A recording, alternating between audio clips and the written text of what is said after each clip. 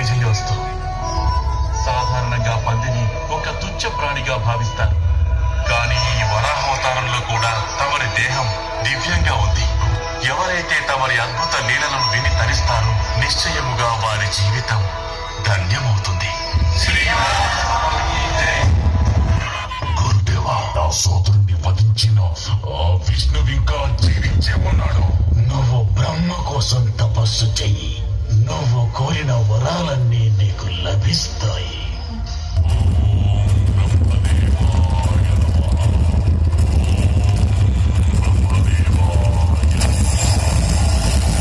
కళ్ళు తెరు. హిరణ్యకశిప, నీకే వరం కావాలో కోరుకో.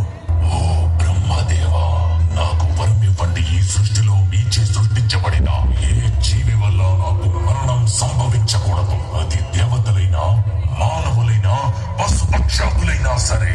నా మరణం పగలు గాని రాత్రి గాని, నా మరణం గృహం లోపల గాని గృహం వెలుపల గాని బలాన్ని నాకు ప్రసాదించండి బ్రహ్మదేవా. ఓం నమో భగవతే వాసుదేవాయ. ప్రహ్లాద, నా వద్దకు రా పుత్రా. ప్రణామాలు తండ్రి. రాజంటే ఎలా ఉండాలి? నాన్నగారు, రాజులు ఎలా ఉండాలంటే అందరూ పూజించేలా చెయ్యాలి తండ్రి.